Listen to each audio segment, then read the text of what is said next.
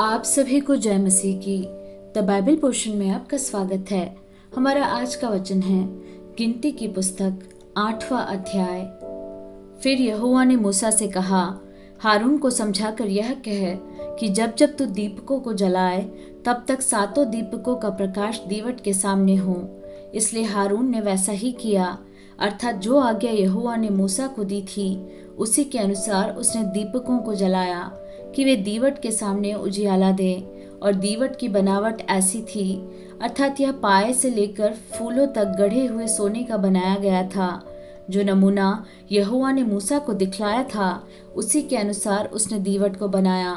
फिर यहोवा ने मूसा से कहा, इस्राएलियों के मध्य में से लेवियों को अलग लेकर शुद्ध कर। उन्हें शुद्ध करने के लिए तू ऐसा कर कि पावन करने वाला जल उन पर छिड़क दे।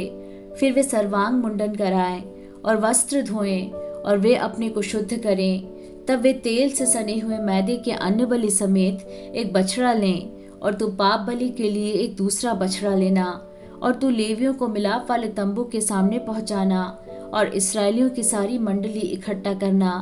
तब तू लेवियों को यहोवा के आगे समीप ले आना और इस्राएली अपने अपने हाथ उन पर रखें। तब हारून लेवियों को यहोवा के सामने इस्राएलियों की ओर से हिलाई हुई भेंट करके अर्पण करें कि वे यहोवा की सेवा करने वाले ठहरें। तब लेवीय अपने अपने हाथ उन बछड़ों के सिरों पर रखें। और तू लेवियों के लिए प्रायश्चित करने को एक बछड़ा पाप बलि और दूसरा होम बलि करके यहोवा के लिए चढ़ाना।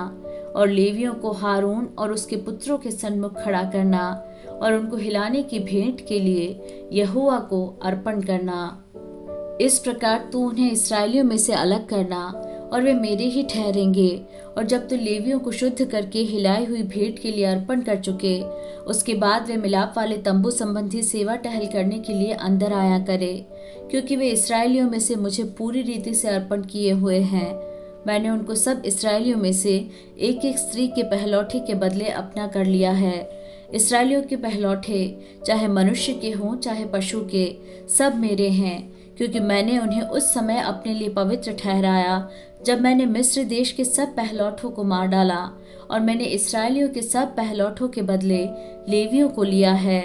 उन्हें लेकर मैंने हारून और उसके पुत्रों को इस्राएलियों में से दान करके दे दिया है कि वे मिलाप वाले तंबू में इस्राएलियों के निमित्त सेवा कार्य और प्रायश्चित किया करें।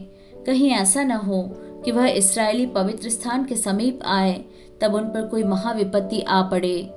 लेवियों के विषय यहोवा की यह आज्ञा पाकर मूसा और हारून और इस्राएलियों की सारी मंडली ने उनके साथ ठीक वैसा ही किया। लेवियों ने तो अपने को पाप से शुद्ध किया और अपने वस्त्रों को धो डाला, और हारून ने उन्हें यहोवा के सामने हिलाई हुई भेंट के निमित्त अर्पण किया और उन्हें शुद्ध करने को उनके लिए प्रायश्चित भी किया। और उसके बाद लेवीय हारून और उसके पुत्रों के सामने मिलाप वाले तंबू में अपना अपना सेवा कार्य करने गए। और जो आज्ञा यहोवा ने मूसा को लेवियों के विषय में दी थी उसी के अनुसार वे उनसे व्यवहार करने लगे।